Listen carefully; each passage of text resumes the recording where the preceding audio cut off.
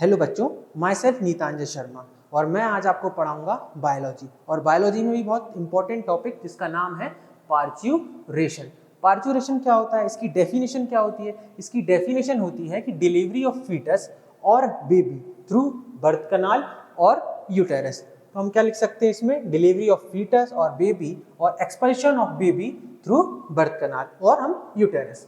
और अब इसके डिटेल में जाएं तो ये क्या होता है? तो ये एक कॉम्प्लेक्स न्यूरो एंडोक्राइन मैकेनिज्म होती है। सर ये क्यों कहा गया?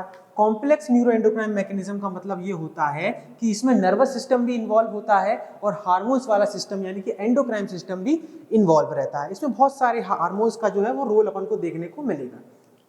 चलिए, तो अपन ये देखते हैं सबसे पहले कि इसमें जो अपना फीटस होता है वो फुल्ली डेवलप हो जाता है मदर के अंदर। तो एक सिग्नल फीटस के अंदर से जाता है और एक सिग्नल जाता है प्लेसेंटा के।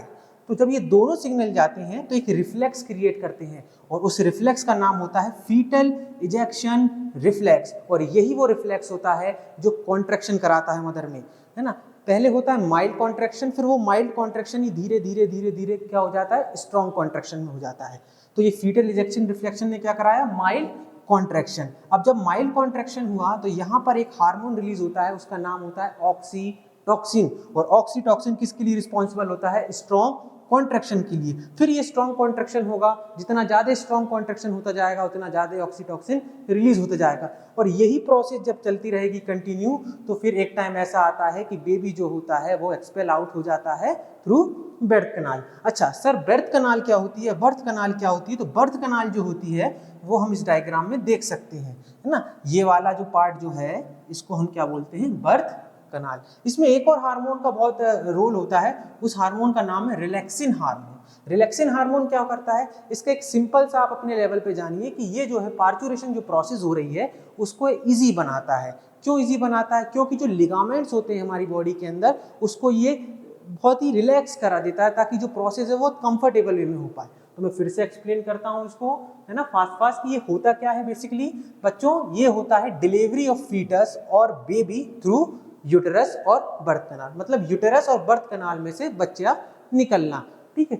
9 मंथ की प्रेगनेंसी के बाद जो नॉर्मल प्रोसेस चलता है, बच्चा निकलता है, तो उस प्रोसेस को अपन बोलते हैं पार्च्यूरेशन।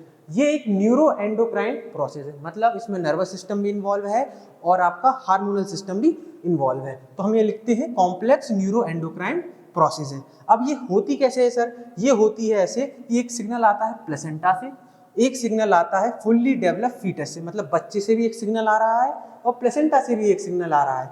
वो जो सिग्नल है वो क्या क्रिएट कर रहे हैं? वो कर रहे हैं एक इजेक्शन रिफ्लेक्स। क्या कर रहे हैं? एक रिफ्लेक्स। और इसी रिफ्लेक्स के कारण जो है वो कॉन्ट्रैक्शन होता है, लेकिन कॉन्ट्रैक्शन बहुत माइल्ड लेवल पे होता है, धीरे धीरे पेन होता है। फिर उसके बाद क्या होता है?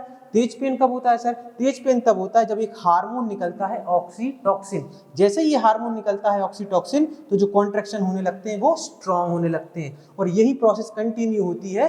तो फिर बेबी जो है वो यूटेरस या हम यूं कह सकते हैं बर्थ कनाल से बाहर निकलने के लिए होता है, ठीक है। अब यहाँ पर हमने पहले भी देखा था कि ये रिलैक्सिन हार्मोन, तो आप अपने लेवल पे इतना जानिए कि ये पार्च्यूरेशन को इजी वे में बनाता है, ठीक है। बर्थ कनाल से बर्थ कनाल कहाँ होती है? तो ये डायग्राम बना हुआ है, तो ये यहाँ से लेके यहाँ तक ये जो होती है बर्थ कनाल होती है। Thank you.